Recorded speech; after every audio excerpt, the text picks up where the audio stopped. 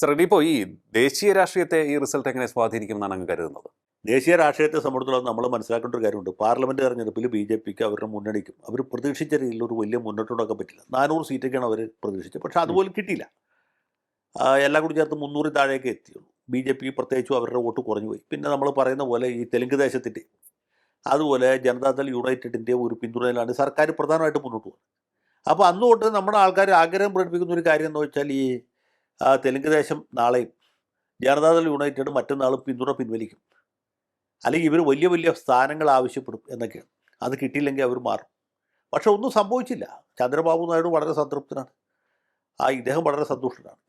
അപ്പോൾ ഈ സർക്കാരിൻ്റെ കക്ഷി സർക്കാരിൻ്റെ ശക്തി ഒന്നുകൂടി വർദ്ധിച്ചു എന്നുള്ളതാണ്. ഇപ്പോൾ ബീഹാറിൽ നേരെ മറിച്ച് ഇവർക്ക് പരാജയം ഉണ്ടായിരുന്നെങ്കിൽ നിതീഷ് കുമാർ വളരെ നിരാശനാവും.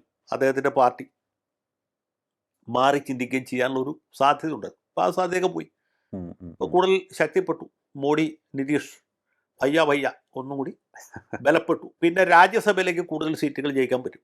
അതെ, മനസ്സിലായി. രാജ്യസഭ വളരെ പ്രധാനമാണ്. അപ്പോൾ ഇപ്പോൾ ഏതാണ്ട് ഇന്നത്തെ നിലയ്ക്ക് ഒരു മെമ്പറെ പോലും രാജ്യസഭയിലേക്ക് ജയിപ്പിക്കാൻ പറ്റിയ അവസ്ഥയിലല്ല ഈ സോക്കോൾഡ് പ്രതിപക്ഷം നിൽക്കുന്നത്.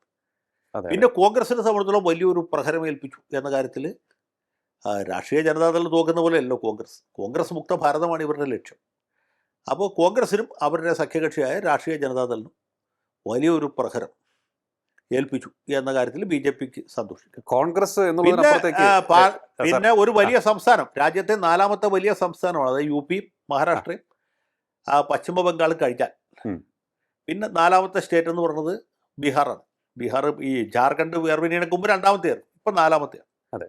അപ്പോൾ രാജ്യത്തെ 4ാമത്തെ ഏറ്റവും പ്രധാനപ്പെട്ട സ്റ്റേറ്റിൽ ഭരണം നിലനിർത്തി എന്നുള്ളത്, അതാണ് അവരെ സംബന്ധിച്ചിടത്തോളം ഏറ്റവും പ്രധാനപ്പെട്ട കാര്യം.